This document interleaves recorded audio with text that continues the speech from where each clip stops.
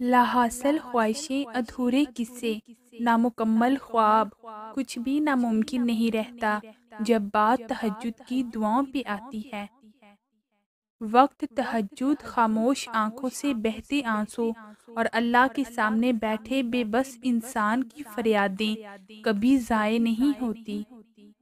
جب رات کے آخری پہر اللہ تمہیں خود چنتا ہے تہجد پڑھنے کے لیے، تو پھر سوچو وہ تمہیں خالی ہاتھ کیسے لوٹائے گا۔ اس لیے جب بھی رات کے آخری پہر آنکھ کھلے تو اسے بے وجہ مت سمجھ لینا، اس کا مطلب اللہ تم سے تہجد میں ملاقات کرنا چاہتا ہے۔ تہجد وہ نماز ہے جس میں انسان رات کے اندھیرے میں اپنے اللہ سے ملاقات کرتا ہے۔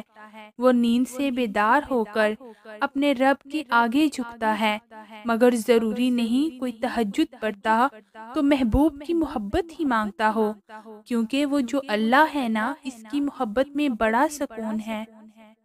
اور تہجد کی توفیق بھی انہیں ملتی ہے جنہیں اللہ کو راضی کرنا ہوتا ہے۔ تہجد کے وقت کا سکون صرف وہی سمجھ سکتا ہے جس نے تہجد میں اللہ سے باتیں کی ہوں، جس نے تہجد کی نماز میں بھی دنیا کی محبت نہیں اللہ کی محبت مانگی ہو۔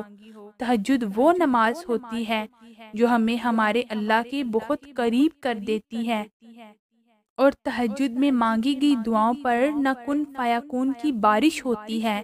جب بندہ گڑ گڑا کر اپنے رب سے دعا کرتا ہے تب اللہ بھی دعاؤں پر کن کہہ دیتا ہے۔ آپ کوشش تو کریں اللہ سے دوستی لگانے کی، اور جس دن آپ کی دوستی اللہ سے ہو جائے گی نا، یقین مانے آپ کو لوگوں کی ہمدردی کی ضرورت نہیں پڑے گی، نہ ان کے پیچھے بھاگنا پڑے گا۔ اس لیے نماز پڑھو، تہجد پڑھو اور اپنے اللہ سے دوستی کر لو۔